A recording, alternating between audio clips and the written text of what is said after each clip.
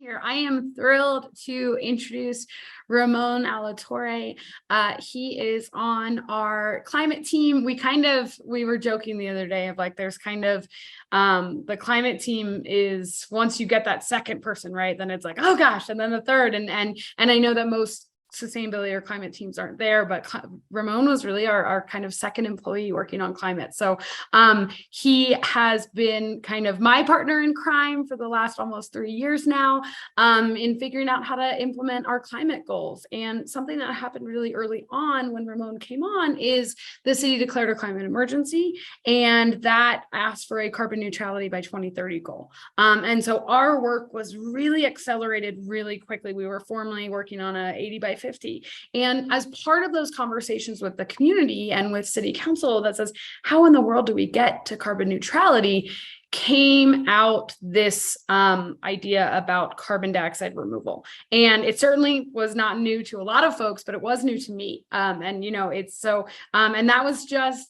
what, Ramón, 2.5 years ago, where we were kind of figuring out, how do you get to zero, right? What does that mean? And so I am really excited for Ramón to talk about this and kind of our journey over the last 2.5 years. And what is this, right? Because I really share that just to say I was very much in that place 2.5 years ago. And Ramón very quickly became our carbon dioxide removal expert at the city, and is doing all kinds of really exciting work regionally and even nationally about having these conversations and how do you start these conversations, because it's really, really critical to get to zero, and so that, or get to carbon neutrality as we define it. And so yeah, that's kind of my background on this topic. I just hope that, yeah, even if this is a new topic, that y'all find something that you're able to take it away. Yeah, I think, Ramón, feel free to introduce yourself in any way further that you need to, but yeah, I'm just really proud to introduce my colleague Ramón. Thanks, folks. Great. Thank you, Jenny. I appreciate the introduction. You actually used one of my favorite stories for introducing myself. When the community came to council and requested that they declare a carbon or a climate emergency, that was actually my second day on the job.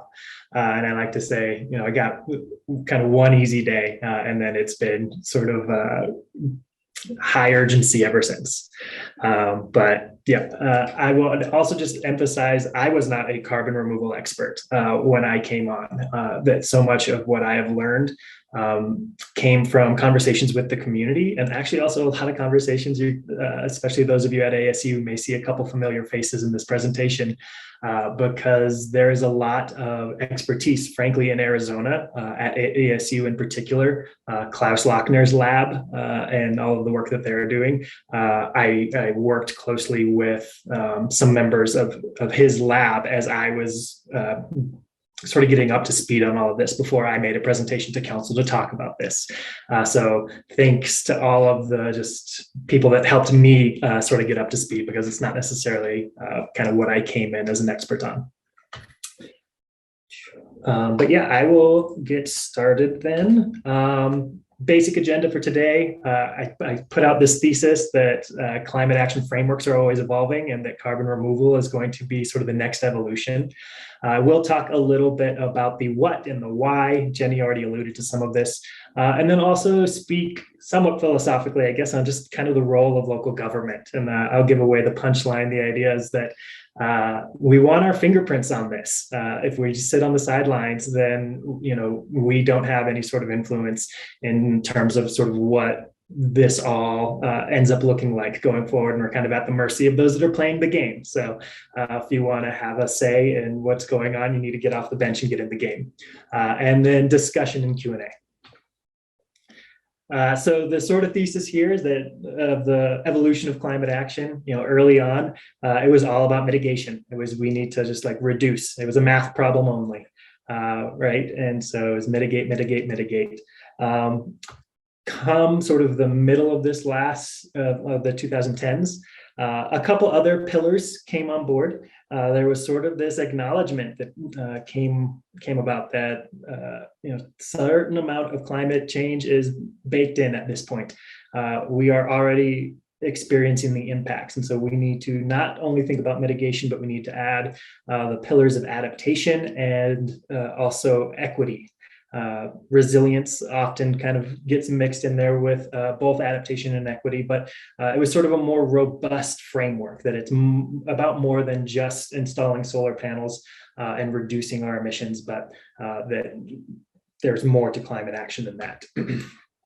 And now I would say that post 2020, we are getting our sort of our fourth pillar, and that is removal. And it continues sort of with that theme of understanding that there's a certain amount of climate change that is already somewhat baked in. And now there's a recognition in all of the scientific literature that removal will need to be a part of the portfolio of solutions, or we're not going to be able to meet any of the sort of like consensus goals that are out there. And so I did have a question. Feel free to put it in the chat, but I guess I'm just curious to know for those communities that are on the call, which best describes sort of the climate action framework in your city or community at this time? Are you still kind of in that mitigation only space? Has adaptation and equity sort of come online? Or are you also a community like Flagstaff where removal is a part of the equation? And I know that A, B, or C will probably be showing up in the chat. I might just kind of keep moving and be able to look at the chat a little bit later, but certainly interested to know where people are. I would also take note, one of the reasons that this feels really timely is that the conversation around removal is sort of happening in culture a little bit as well, right? This was within the last month that John Oliver put out his sort of like, 20 to 30 minute diatribe on offsets. And if you've ever watched John Oliver's show, you know that, his sort of, his recipe is basically calling out bullshit, right? And that the history of offsets, it's very problematic. A lot of what offsets has just been installing solar, paying for not like pushing down forests and things like that. And there's just been a big problem with it. And frankly, when I was listening to this, my heart stopped for a moment, and then I watched the whole episode, and I just found myself sort of like nodding along and agreeing and saying, hey, this is actually exactly what my community was telling me back in 2020, that offsets and the way that offsets have been sort of pursued in the last decade is not going to be a satisfying way for our community to arrive at carbon neutrality. They wanted meaningful removal. They wanted it local. They did not want it to just be planting a bunch of trees and then never monitoring or verifying that those trees survive. And so I would encourage folks to go ahead and watch the John Oliver episode if you haven't seen it already, and just know that everything that he talks about is aligned with what our community was saying. There's just this sense of, we do need to do removal. It can't look like it has in the past, and that the path forward just needs to look different than the path behind us. I do like to talk a little bit about how Flagstaff got to this point of talking about carbon removal. It is the story that Jenny was talking about. Flagstaff passed our first sort of community-wide climate action plan in November of 2018. That was known as the Climate Action and Adaptation Plan. That was sort of that like version 2 of a climate plan, where it was mitigation, it was adaptation, it was equity. It did not have removal in it.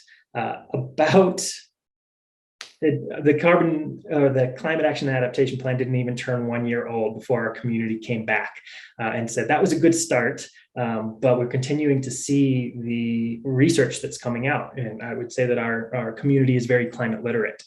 So whether it was the UN GAP report or the IPCC reports, they were saying, hey, like this is even more urgent. They brought forward the 2-page climate emergency resolution. It was day 2 on the job, where they spent 4 hours kind of giving testimony into the middle of the night to council, and calling for this new framework. And when you bring carbon neutrality to the table as the framework, there is an acknowledgement that we're going to have to start sort of getting into the game of carbon removal and having to figure out what is going to be tenable, socially acceptable within Flagstaff. We need to go in this direction, but we also need to figure out what is socially acceptable. I do like to bring this one up, just to say, Flagstaff is not alone in this space. As of September, over 2,000 local and national governments have officially declared a climate emergency. Not all 2,000 of those necessarily have the same carbon neutrality by 2030 goal and deadline, but the more of these that we see and the more carbon neutrality sort of goals and deadlines that come up, the more this is just going to be a topic of conversation. And so for us, we like to emphasize that this 2-page declaration, brought forward by the community, it was the community that spelled out the goal. It was the community that spelled out the timeline. This was not staff sort of like sitting at the table and deciding like, when should we, be carbon neutral by. The community, they gave us that. And then we have been doing engagement and work to try to figure out how to accomplish it. So all of this has been community driven, and then us as staff, we try to figure out how to be the voice of the community to say what is it that they put into this resolution. All right, so what is carbon dioxide removal? A sort of technical definition here is that carbon dioxide removal are activities that remove carbon dioxide from the atmosphere. If I could have, probably should have underlined the atmosphere portion, and durably store it in geologic, terrestrial, or ocean reservoirs, or store it in products. So you'll see this sort of graphic that I created for council, trying to really emphasize this is coming from the atmosphere. Here is another sort of good overall picture showing, again, the carbon dioxide coming from the atmosphere. And I emphasize the from the atmosphere piece to differentiate it a little bit from what is known as carbon capture. So there are a lot of terms, there are a lot of acronyms. Carbon capture and storage. I like to think of carbon capture as being point source, a point source activity. And so point source, you're thinking about, you're looking at the smokestack, right? And so you've got a smokestack just belching emissions, and you can put like a device on that, and that is carbon capture. It prevents carbon dioxide from escaping the power plant. Really, this should be thought of more as a reduction in emissions rather than a removal in a lot of ways. There's also carbon capture and utilization. And so again, typically when I think carbon capture, that is smokestack. Utilization is the idea then of not necessarily just storing it underground or durably in a product, but that you might end up using it to grow vegetables or to make fuels or any number of other things. But when you utilize, typically it means that the carbon that has been captured will make its way back into the atmosphere. It's kind of referred to as leakage. Could be some value to all of this, sort of thinking about perhaps a like circular carbon economy, but just recognizing that there's sort of different ways that all of this is pursued, and typically the carbon capture are the ones that are thinking about putting something literally on a smokestack. Told you all that I would be trying to give reference to Klaus Lochner and his lab at ASU. You all have the Center for Negative Carbon Emissions at ASU, just doing tremendous work.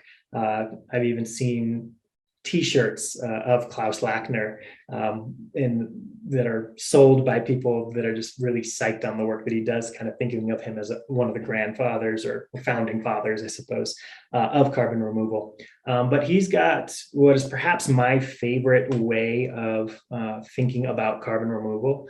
He talks about an analogy or an anecdote of having two neighbors. And what if every morning one neighbor basically walked over to the other neighbor's yard and dumped their trash into the yard, and just did this over and over again, never cleaned it up. Finally, neighbor number two decides to come confront neighbor number one, and to their surprise, neighbor number one tells them that they should in fact be getting thanked for what they've been doing. Neighbor number two is like, what do you mean I should be thanking you? And neighbor number one says, well, compared to last year, I reduced how much trash is in my can. It's half as much as was before. Well, that would just not be particularly tenable, right? If they are incapable of reducing the trash in their can to zero, then the only really satisfying outcome would be for them to clean up the pollution that they are still dumping every day, not to mention some of the trash that they've previously dumped in the past years. And so that's what removal is. It is cleaning up the pollution that we cannot avoid, and it's cleaning up the pollution that we've already dumped for years. And so for Flagstaff, because the goal and the timeline is carbon neutrality by 2030, we know that we are going to be that neighbor trying our darndest to fill our trash can only half full. When we look at our sort of mitigation and reductions plan, come 2030, with all of the aggressive actions that we're looking at, we are anticipating that we'll be able to reduce our emissions by about 44%. Which actually means that removal is the largest piece of the pie. If we had picked another timeline, then these all might look a little bit different. But yeah, we're going to be that neighbor doing our best to only fill the trash can half full. And so where did all of this sort of community impetus come from? It does come from a number of climate reports. There's the IPCC report that at this point is saying that all pathways that limit warming to 1.5 degrees Celsius are using carbon dioxide removal. And frankly, it's quite a lot of carbon dioxide removal. If we look at this graph that comes from the summary for policymakers, it envisions a handful of scenarios. The ones that are sort of in this like greenish bluish color are the ones that successfully limit warming to 1.5 degrees with limited overshoot. And I've added the red lines here for emphasis, but you can see that the red line here is sort of that net zero line. If above that, it means that we are still putting more emissions and pollution into the atmosphere than we are removing. And anything below the red line is actually envisioning a scenario where we are removing more pollution and emissions from the atmosphere than we are emitting. And so you can see that right now we are emitting something like 40 gigatons of emissions of pollution every year. We are seeing that this decade is the decade where this most significant amount of reductions need to occur. I'm sure a lot of this is not new to many people on the call, but come mid-century, we really all need to be close to net zero emissions. And frankly, going forward, we're going to need to be looking at gigatons worth of net removals. And so this is actually putting that somewhat into context here. Right now, the US is contributing about 5 to 6 gigatons of carbon dioxide emissions every year. And so by the time we get to sort of mid-century, we're looking at a case where we need to remove at least as much as the United States is currently emitting today. And so that is a tremendous amount of removal. So, and we're starting kind of at the beginning right now. I do like this quote. It is one of the quotes that we use when we try to talk to people in the community about shifting the narrative on carbon removal and how it can be potentially an opportunity, right? If it takes this $1 trillion industry of the oil and gas to put all of these billions of tons of pollution and emissions into the atmosphere, it will be the next $1 trillion industry to be able to remove that same amount. So if you are thinking about your community and the way you want to frame carbon removal, there is a possibility to explore framing it in a way of it being an opportunity.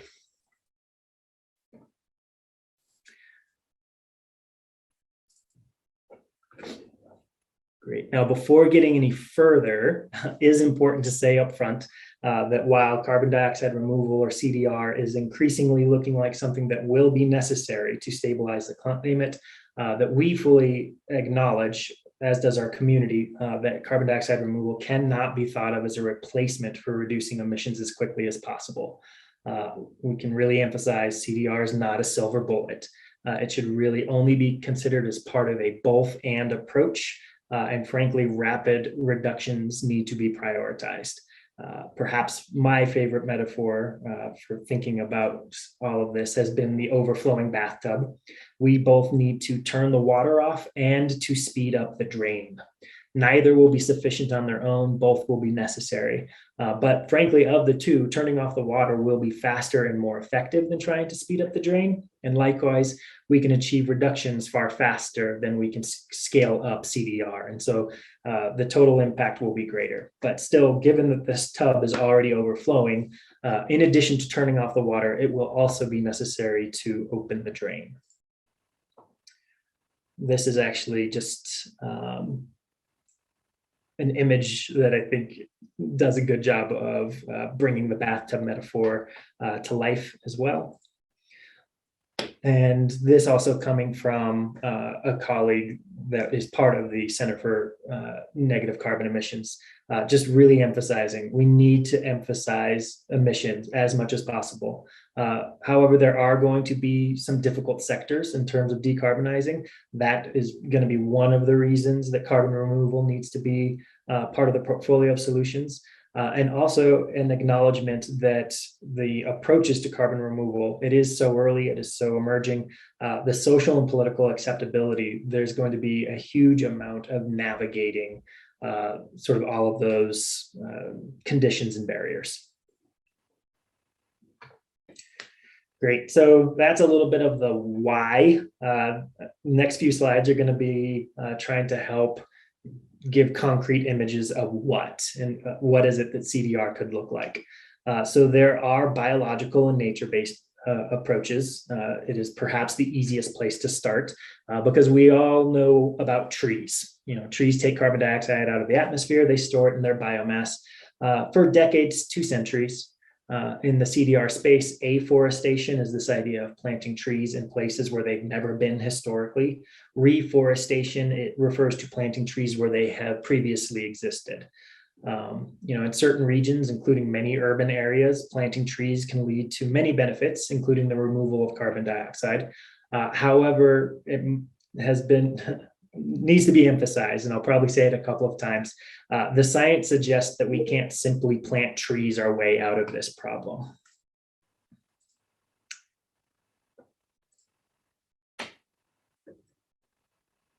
All right, and then there are many things that can be done from an agricultural perspective, both to reduce emissions from current ag practices, as well as to remove carbon dioxide from the atmosphere so that it becomes stored in soils.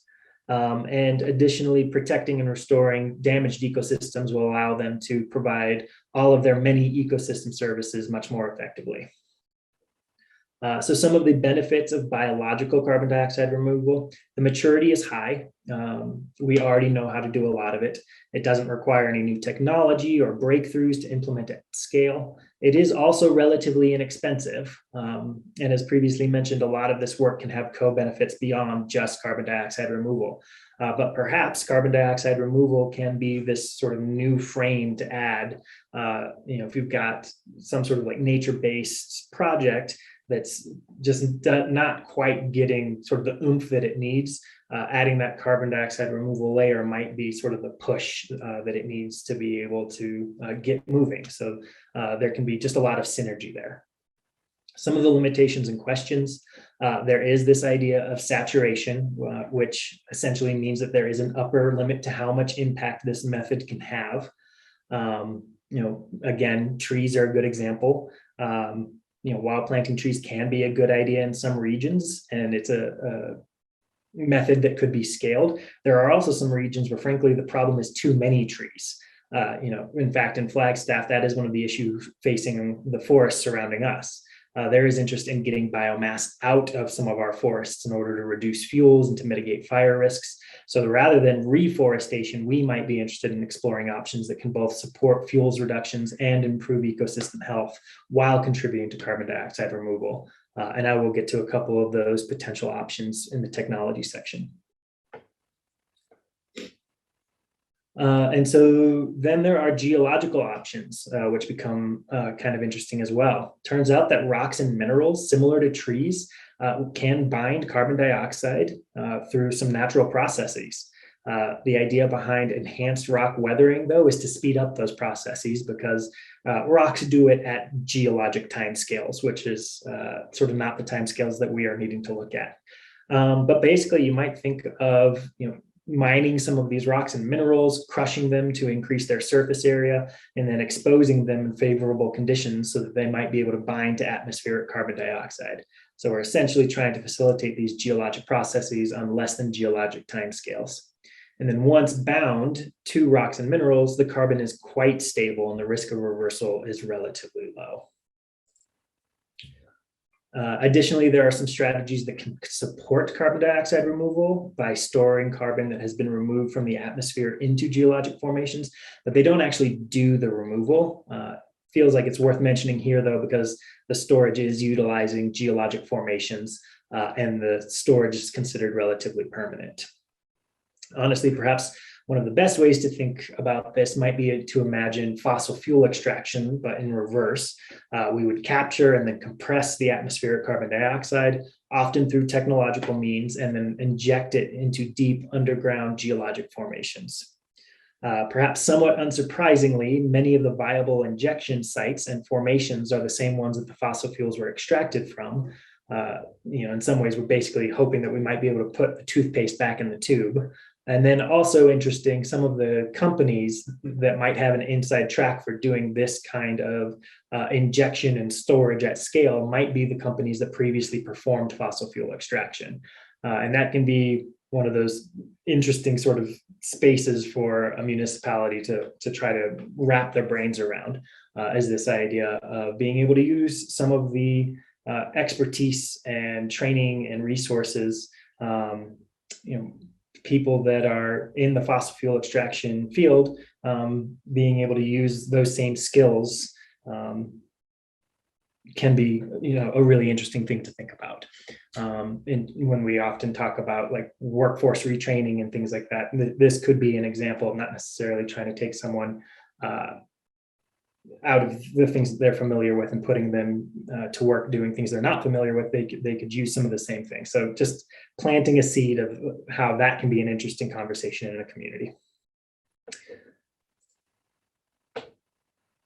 This is actually an example of one of those companies. I believe this one's Exxon, but they are just this last April, they proposed deploying a carbon capture and storage hub throughout the United States, including a project near Houston that could potentially store 100 million tons of carbon per year.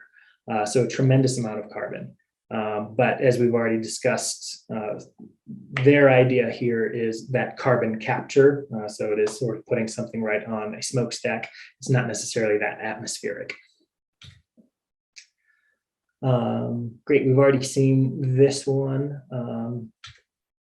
And so technological, we've begun to allude to some of the technological strategies. So there are already technologies that allow for removal of carbon from those point sources, including smokestacks. As we've just discussed, there are those technologies that would allow then for the injection and compression of carbon dioxide into geologic storage. However, again, these being with smokestacks is carbon capture rather than, and I would think of it as being like a cousin of carbon dioxide removal. Let's see. So going beyond point source to non-point source carbon capture, there are some technologies that would actually qualify as carbon dioxide removal. And we can first start by talking about direct air capture, or DAC. Essentially, these are factories that process large volumes of air and pull the carbon dioxide out of the air. And once it's removed, the carbon can be directed to a number of end uses, including injection into geologic formations. So one of the limitations associated with DAC is that it can be quite energy intensive. And so for the whole endeavor to be like a net positive, the energy would ultimately need to be renewable. Also, given that energy costs money, energy intensive approaches like DAC are likely to be more expensive than alternatives that are less energy intensive, even as the technology matures. A far less energy intensive method for non-point source carbon dioxide removal is being developed at Arizona State.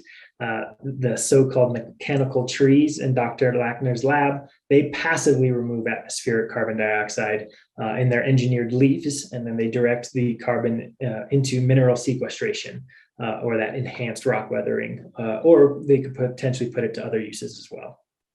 So some benefits of these technological strategies are that they require far less space than many biological and nature-based approaches. The mechanical trees, for example, remove carbon dioxide over 1,000 times faster than a biological tree can. The maturity of these various technologies are somewhat mixed. On the one hand, submarines and spaceships have been doing technological carbon dioxide removal for decades. But still the scaling of these approaches is maturing. And from a cost curve reduction standpoint, many technologies are still in the sort of pilot phase of development. So to see these costs start coming down, it's going to likely require deployment-led innovations. And now to speak to a couple of approaches that sort of combine biological, geological, and technological CDR strategies.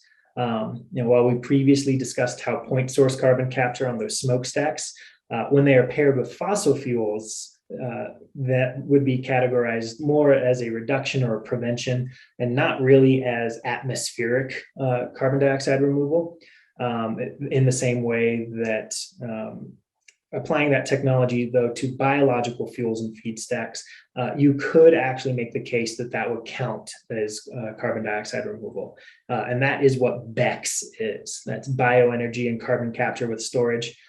So it is that same process of removing the carbon dioxide does happen in the first step because the biomass removes the carbon dioxide from the atmosphere. And then that biomass can be used to produce heat or energy, but rather than the carbon going back into the atmosphere, the emissions are captured using that same point source technology. And this would result in a net negative emissions process while also generating useful energy. So really the difference here is that you're using a biofuel and that step of the biology removing the carbon from the atmosphere sort of counts as removal, whereas fossil fuels, that doesn't count as removal. So here is a graphic illustrating the BECCS process and components in another way. And BECCS is considered one of the more enticing carbon dioxide removal approaches. It's actually one of the few technological approaches that is even mentioned in the IPCC reports. And the sort of allure of BECCS is in large part because it provides both non-fossil heat and energy, which we will certainly need sources of them in the future. And it also removes carbon from the atmosphere. So if we go back to our bathtub analogy, it's sort of not only turning off the water since fossil fuels are not being burned, it also improves the drainage of the bathtub. Great. This, I believe, one of the limitations of BECCS is that there are few industrial scale projects in the world. This one here is showing the first one that was launched in Decatur, Illinois, at a corn ethanol facility in 2016. And when we've been thinking about whether or not BECCS might be appropriate in our region up in northern Arizona, there's a sense that it could potentially be. It would require further investigation and collaboration. And NAU actually has a lot of people and resources thinking about topics like this, potentially as like a district solutions for some of their energy needs. But as previously mentioned, one of the sort of issues that Flagstaff is dealing with is overgrown forests. So potentially using that liability biomass as a feedstock could be interesting for us. And then another CDR approach that is worth mentioning is known as biochar. Essentially, the idea is to burn liability biomass or waste biomass under particular conditions so that it results in a stable char. It can be helpful to just visualize charcoal. But unlike other biomass that naturally decomposes and returns its carbon to the atmosphere, biochar then is really resistant to decomposition. And so it is locking that carbon away. In addition to carbon dioxide removal, biochar can have a number of beneficial uses. It is most commonly used as a soil amendment. And while they different than a fertilizer or compost, adding biochar to soils can make them more productive. Biochar can also be useful for increasing water retention in soils, which is something that would be particularly valuable in water-stressed regions like the Southwest. And then again, a potential use or benefit of biochar can be the reduction of fuels in overgrown forests. This mobile unit here has been developed by the United States Forest Service. It's known as the Char Boss, or a mobile incinerator that can be brought to different locations in the forest to turn sort of that wood waste into biochar. It's also been done sort of more on industrial scales as well, nearly like wastewater treatment. So it would be possible to think of biochar facilities as being something that cities could be able to sort of get into. Great. And so that's a little bit of the what might carbon dioxide removal look like. Kind of a rapid tour. I'm going to talk a little bit now about the role of local government. And we like to say that perhaps one of the main roles of local government, is that we can help to create the tide. There is going to be a need to start incorporating carbon dioxide removal into our narratives as a key element of any serious climate response. So this can be done by including carbon dioxide removal in our climate action plans, or by discussing carbon dioxide removal when we're talking to our constituents, or when advising our electeds. One of the things that we can do is to simply have the courage to start talking about carbon dioxide removal, because just as seeds won't sprout without light, carbon dioxide removal projects and opportunities and collaborations, they won't emerge unless carbon dioxide removal becomes part of the climate action conversation. It needs to be similarly discussed as renewable energy or electric vehicles or electrification or things like that. So currently the narrative on carbon dioxide removal has not been fertile ground for growing. Often the generous framing is that carbon dioxide removal is an insurance policy, but even more often it is simply, kind of ignored or unspoken or placed in that category of someone else's responsibility.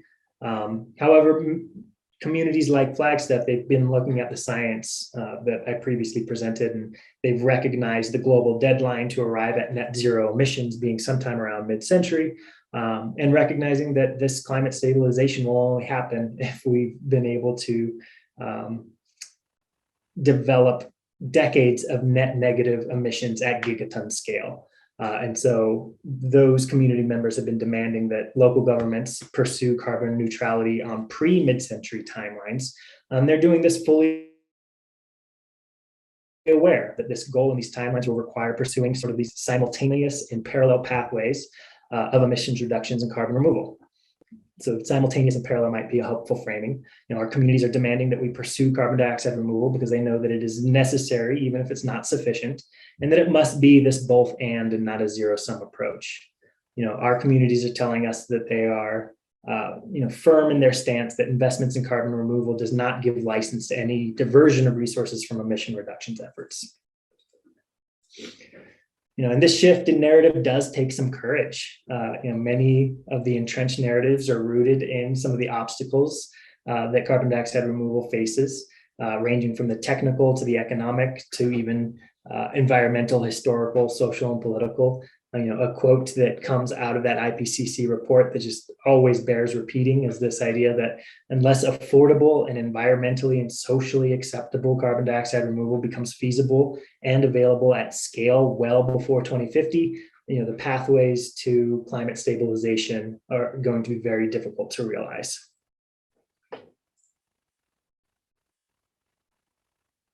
And so here are some of the obstacles that I was just mentioning, from that technological to economic, that ultimately just need to be navigated.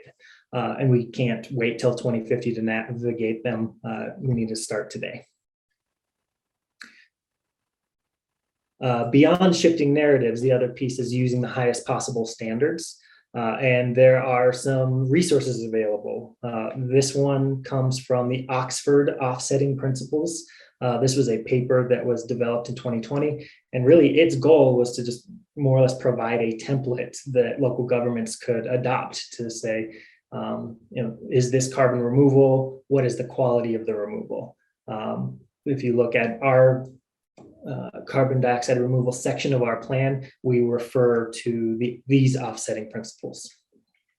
And as we've been looking to work on some projects, there's these ideas of additionality, carbon accounting, do no harm, thinking about leakage and durability.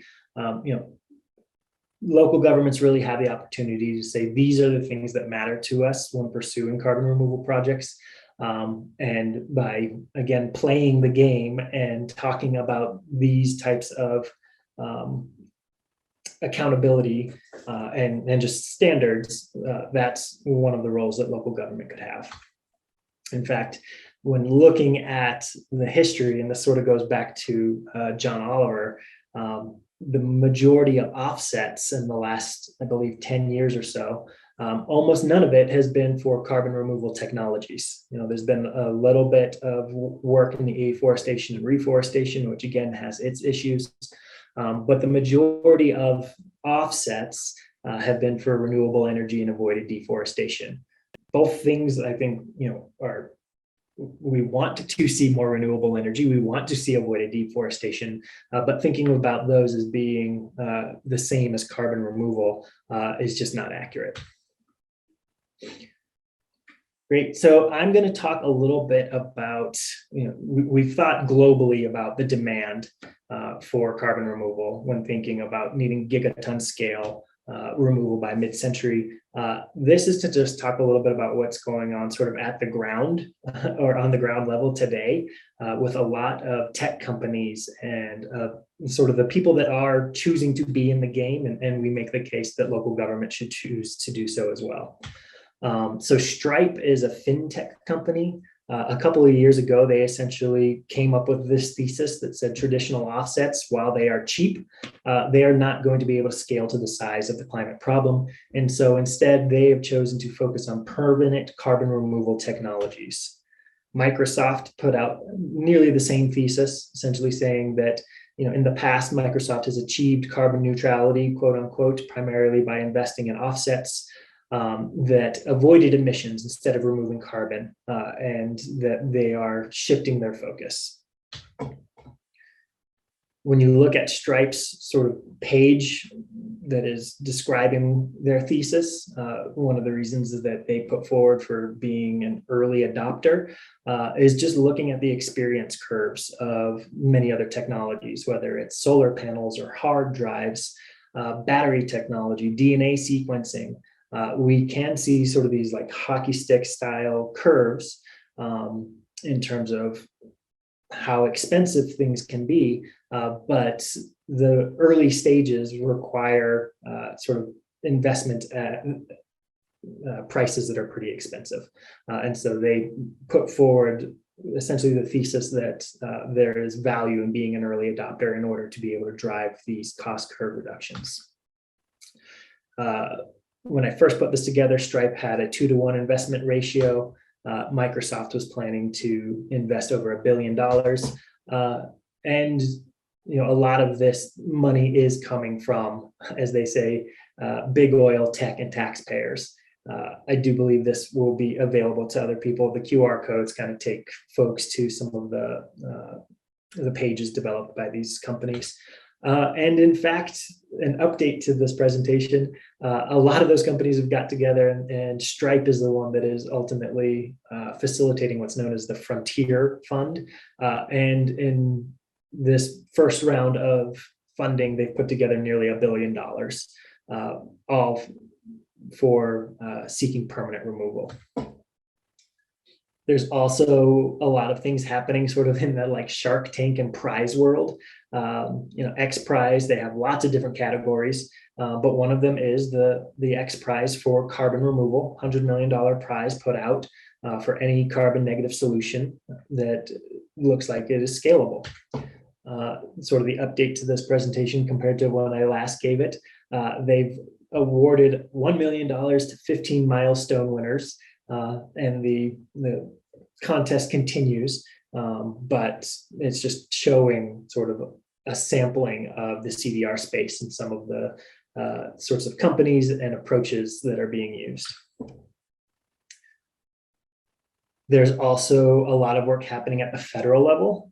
So the Department of Energy has put together a number of what they call their Earth shots. Some of you might be familiar with their sort of hydrogen hub Earth shot.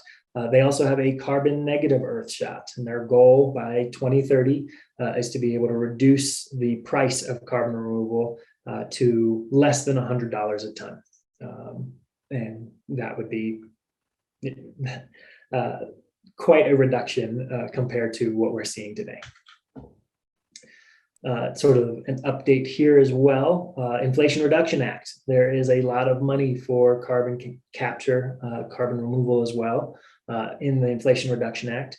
Formerly, the sort of tax credit similar to the ITC or PTC that was available for carbon removal is what is known as the 45Q tax credit. It used to be that there was $50 per ton for capture and secure geologic storage. That has been increased to $85 a ton. And if you're capturing and then utilizing, that has been increased to $60 a ton. And there's just no question that the investment from the federal government has helped to make solar and wind some of the cheapest and cleanest energy sources on today's grid. And there's the sense that the government has the opportunity to do the same now with carbon removal with these incentives. So quickly talking about supply. So Ramón, we have quite a few questions in the chat actually. So I was going to say, do you have, how many more slides do you have to go through? I have, looks like 15 slides. Would you mind taking a few questions right now in between? Because actually Mark Roseland had a good one that was one of our last questions, which was, this is a wonderful overview. And he's asking, what would a city like Flagstaff actually do with regards to CDR? So I think the kind of how can other communities get started doing this? Great.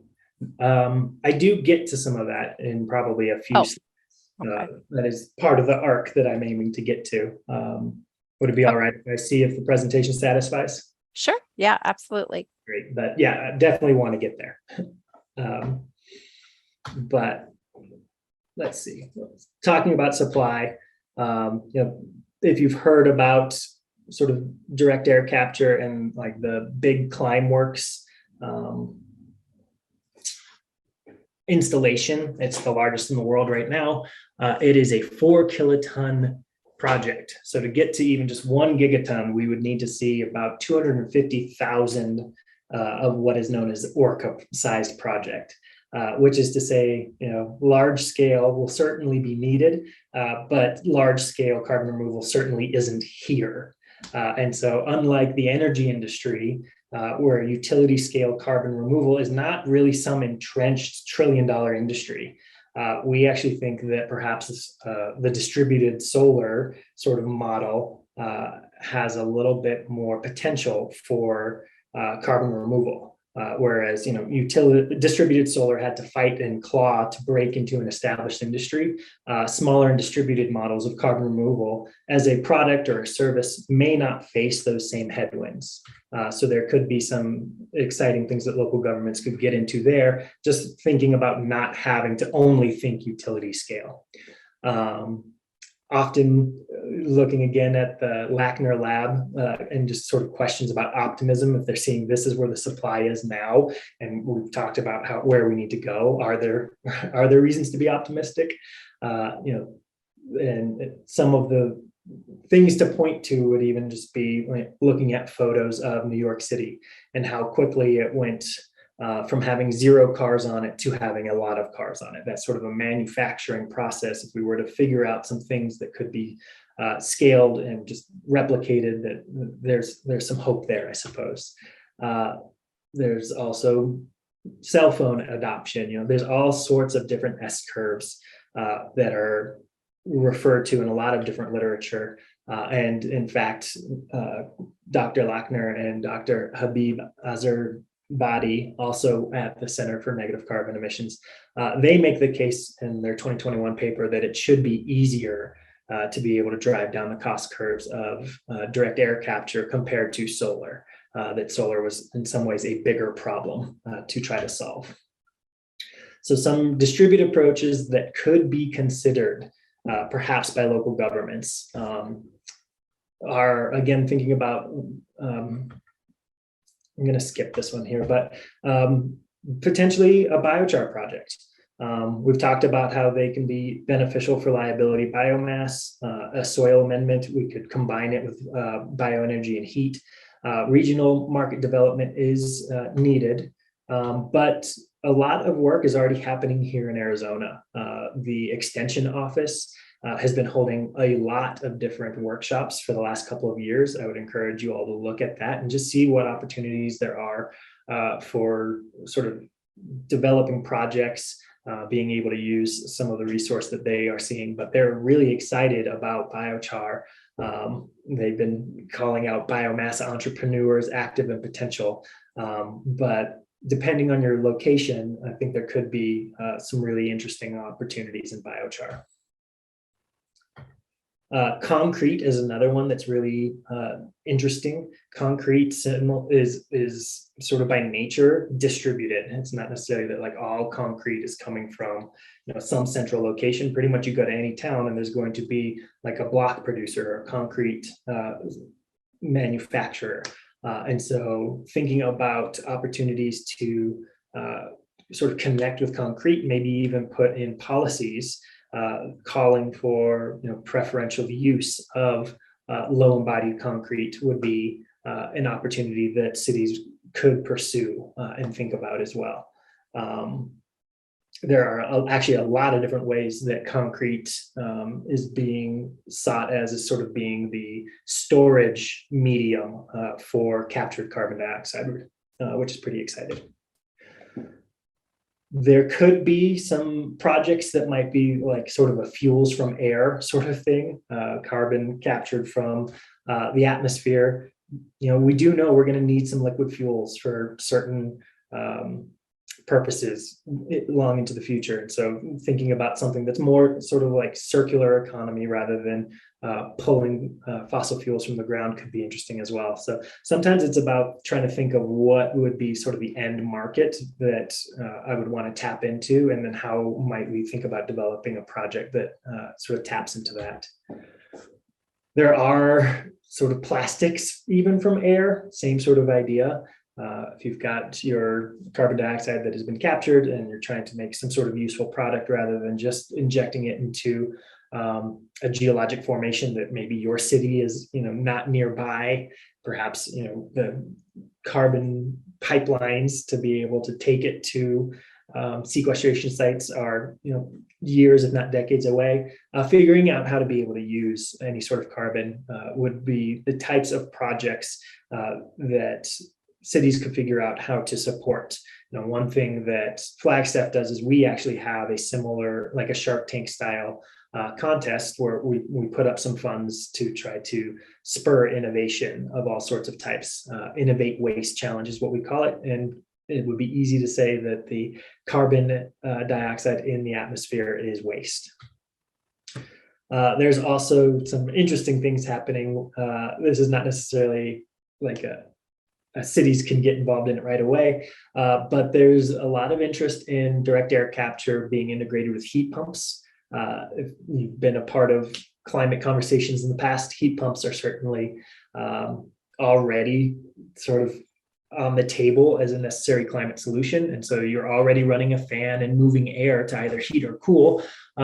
Could be interesting to try to connect that moving air to be able to also capture and process carbon dioxide. So just some interesting articles out there. This is just providing some additional resources. I think if you scan any of these, starting to get an idea of like, what can this look like that's not just a giant factory? What could we try to encourage in our community that is sort of more distributed, small, modular? Those I think are the types of things that local governments would have a good chance of moving the needle on. And one So other, Ramon, this is Lisa. Sorry, I really hate to cut in again, but I do really want to make sure we can get to the question. So, we've got, I think, two related ones about, what is it that Flagstaff is really considering? Yep. And also a question about whether you're on track for your carbon neutrality target, either in terms of finding these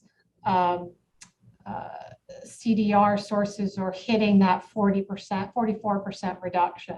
I'm wondering maybe if you can, because I'm hoping we'll be able to share these slides with everybody. So maybe you can kind of move forward and help everybody understand that get answers to those questions. Yeah. So this next little piece does speak to that, but what Flagstaff, our sort of marquee project right now, is working with other local governments in what we are kind of calling CDR demand aggregation and pooled resources. So we are working with Boulder County, and it looks like we'll probably be working with another local municipality in Utah, as well as in Santa Fe. And it's not dissimilar to a power purchase agreement. So if you're used to the idea of power purchase agreements of multiple communities contributing to sort of a single project, then you can aggregate your demand, and that would be a way to be able to just sort of leverage your resources, because Flagstaff's current budget for carbon dioxide removal is not that big. And by being able to just get together with other local governments, we're able to have a bigger pot, to be able to have bigger impact, to be able to catch more attention. And so that is the sort of marquee project that we are working on. We're also thinking about the way we're developing the proposals, hoping that whoever responds to our upcoming request for proposals might be able to design it in a way that we would be able to see a project both in Boulder County as well as in Flagstaff, and maybe in the other partner sites as well. We are focusing on concrete as being sort of the application that we're interested in for this very first project. And so that's sort of the direction that we're going at the moment. So that's sort of where we are, is working on a project that is integrated with concrete. And I think that's really sort of the end here. I think the thesis is that carbon dioxide removal is necessary. Hopefully you got an idea of what it might be able to start looking like, this idea that it doesn't have to be this thing that we just hand over to big tech or the federal government only, that local governments can have a role and put our fingerprints on it.